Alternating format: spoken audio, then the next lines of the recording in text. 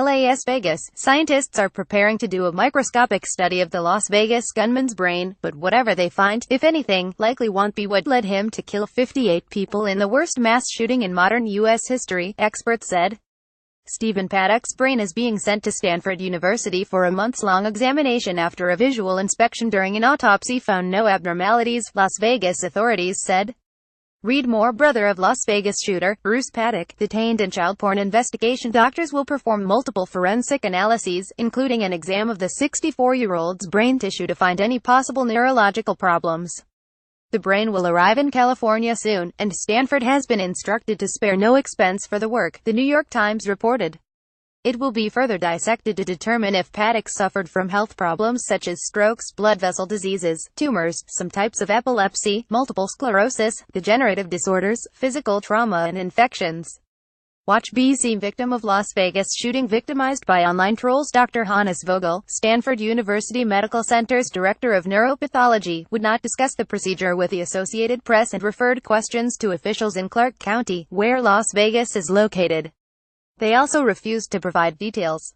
Vogel told The Times that he will leave nothing overlooked to put to rest much of the speculation on Paddock's health as investigators struggle to identify a motive for the shooting.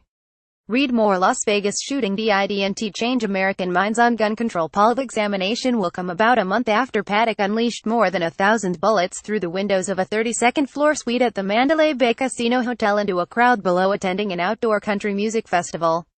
After killing 58 people and wounding hundreds more, Paddock took his own life with a shot through his mouth, police say.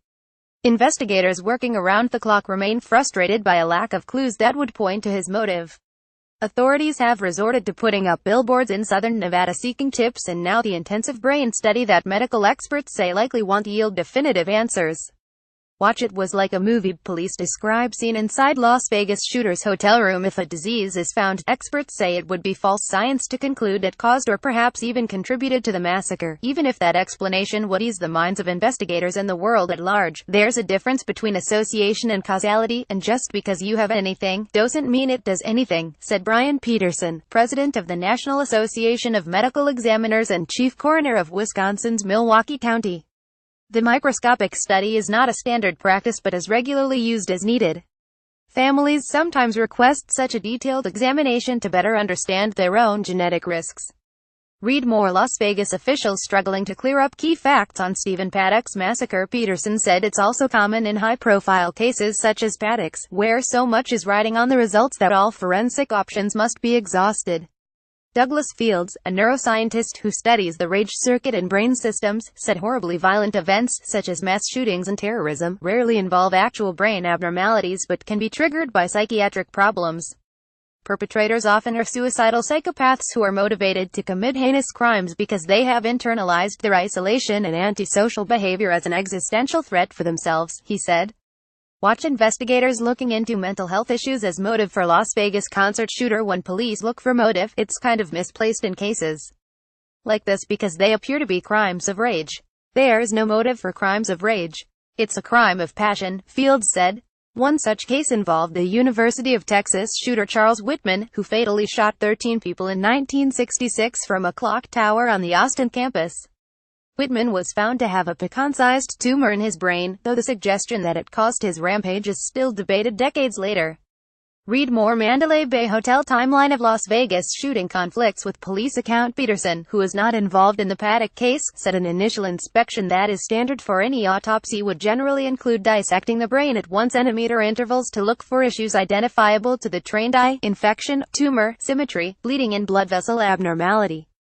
A further study would involve a microscopic focus on the tissue cells, such as using stains to determine different types of dementia and other degenerative diseases, including chronic traumatic encephalopathy, which is sometimes found in people who have suffered repetitive brain trauma.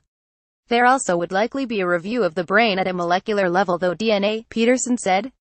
Experts say the brain study on Paddock will be a worthy effort for scientific reasons. Dr. Paul S. Applebaum, a psychiatry expert at Columbia University, said that at minimum, it might yield something even tangential that can be passed on to the public, such as awareness for psychological disorders or brain diseases. Are we ever going to know for certain what caused his brain to do that? Applebaum asked. Probably not from a neuropathological examination, but it's not unreasonable to ask and see whether it might contribute to our understanding of what occurred. Copyright 2017 The Canadian Press.